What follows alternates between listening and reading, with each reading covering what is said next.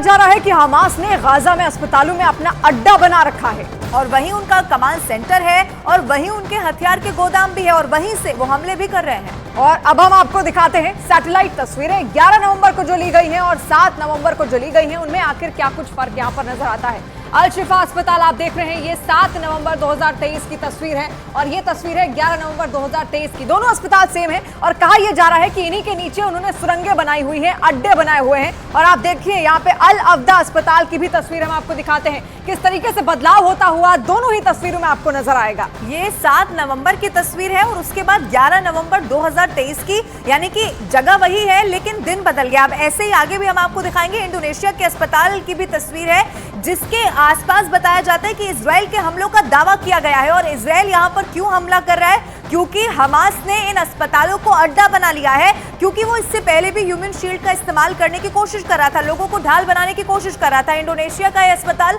7 नवंबर की तस्वीर और फिर आप देखिए 11 नवंबर की वो तस्वीर। इसके अलावा जॉर्डेनिया का भी अस्पताल है, उसकी तस्वीर आप देखिए। दोनों ही तस्वीरों में आपको अंतर साफ नजर आएगा। यहाँ पर आप देख सकते हैं ये जॉर्डन का अस्पताल है, ये 7 नवंबर की तस्वीर आप देखेंगे। जो इलाका है वो थोड़ा बहुत खाली है, ज्यादा नहीं, लेकिन यहाँ पर आपको पूरा भरा भरा हुआ नजर आएगा, क्योंकि यही वो तमाम क्षेत्र है, यही वो अस्पताल है जहां हमास चाहता था कि वो अपनी सुरंगें बनाए, क्योंकि यहाँ पर सीधे तौर पर कोई भी टारगेट नहीं करेगा, इसीलिए इजराइल इन इलाकों तक पहुंच नहीं पा रहा है। अब आगे बढ़ते हुए आपको अल करामा अस्पताल की सैटेलाइट तस्वीर आपको दिखाते हैं जो 7 नवंबर को ली गई है और फिर 11 नवंबर को। कितना नुकसान यहां पर हुआ है यहां पर, और यहां पर आप देखेंगे तो 11 नवंबर की तस्वीर में आपको सब कुछ तहस नहस होता हुआ दिखाई देगा। और इसी तस्वीर को देखकर, क्योंकि ऊपर से ली गई यानी कि सैटेलाइट तस्वीर है, और उसमें कितना भारी नुकसान हुआ है इन 2 तस्वीरों के जरिए हम आपको समझा रहे हैं। तो आप समझिए कि किस तरीके से अस्पतालों में सुरंगें बनाई गई हैं हमास की ओर से, और लगातार वहां पर कई अटैक इजराइल अब तक किया जा चुका है। इसके अलावा अल करामा अस्पताल भी